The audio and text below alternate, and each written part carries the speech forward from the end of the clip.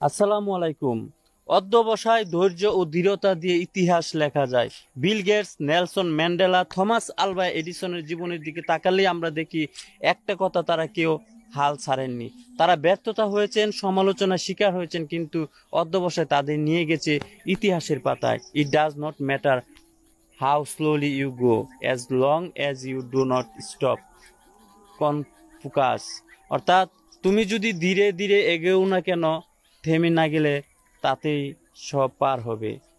Angeles Duckworth তার বিখ্যাত বই গিফটে বলেন, সফলতার আসল চাবিকাঠি হচ্ছে গিফট, অধ্যবসায় প্লাস আগ্রহ। তিনি বলেন, আইকিউ নয়, সফলতার পিছনে মূল চালিকা শক্তি হচ্ছে দীর্ঘ সময় ধরে একই লক্ষ্যে কাজ করে যাওয়া।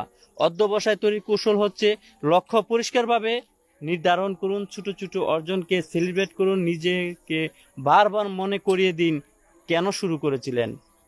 সময় লাগবে কিন্তু ফল আসবে, এই বিশ্বাস রাখুন। তাই একবার না পেলে হাল না ছাড়ো, ব্যর্থতা মানে জয়ের আলো। পথ কঠিন, হৃদয় থাকো সাহসী, তবেই গন্তব্যে আসবে নিশ্চিত ধরণীতে। অধ্যবসায় এই পাতে তোমারই হাতে গড়বে ভবিষ্যতের সংবিধান খেয়। ধন্যবাদ।